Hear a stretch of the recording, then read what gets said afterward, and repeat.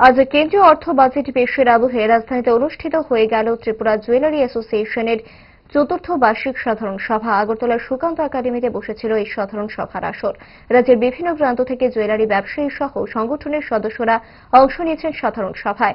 বর্তমান সময়ের আবহে জুয়েলারি শিল্পের বর্তমান পরিস্থিতি, ভবিষ্যৎ সম্ভাবনা সহ সংশ্লিষ্ট বহু গুরুত্বপূর্ণ বিষয় আলোচনা হয় সাধারণ সভার ভরা আসরে।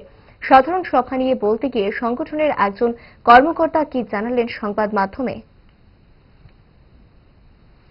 আমাদের ত্রিপুরা জুয়েলার্স অ্যাসোসিয়েশনের 4th অ্যানুয়াল কনফারেন্স হচ্ছে। এই কনফারেন্সে ত্রিপুরার সমস্ত সাব ডিভিশন থেকে এবং আগরতলার সমস্ত জুয়েলারিরা আজকে এখানে অংশগ্রহণ করেছেন। আর আমাদের এই কনফারেন্সে ন্যাশনাল লেভেলের লিডাররা এখানে এসেছেন, যাদেরকে আমরা প্রায় সময়ই আমরা জি বিজনেসে, জি নিউজে যখনই গোল্ডের ব্যাপারে কোনো আলোচনা হয় তা ওনাদের আমরা দেখতে পাই। আমরা আজকে আনন্দিত যে এই ন্যাশনাল লেভেলের যে আমাদের লিডার আছেন ওনারা এসছেন। তাদের মধ্যে নিতেন খান্ডওয়াল এবং শাহ মেহরা প্রসিদ্ধ, এবং আমাদের ইস্ট চেয়ারম্যান সুনীল পোদ্দারজিও এসছেন।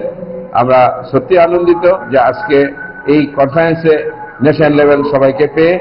আর আমাদের আনন্দিত আরো যে জিআইএ আমাদের এখানে এসছেন, যে জেমস অ্যান্ড জুয়েলারি যে আমাদের সার্টিফিকেট যে কোয়ালিটি, তারা এখানে এসছেন এবং এখানে এসে আমাদেরকে গাইড করছেন কিভাবে আমরা আরো ভালো কোয়ালিটির স্টোন আমরা বিক্রি করতে পারি।